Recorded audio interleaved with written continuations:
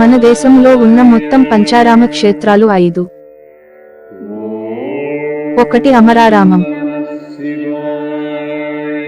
2 Draksharamam, 3 Somaramam, 4 కుమారభీమారామం,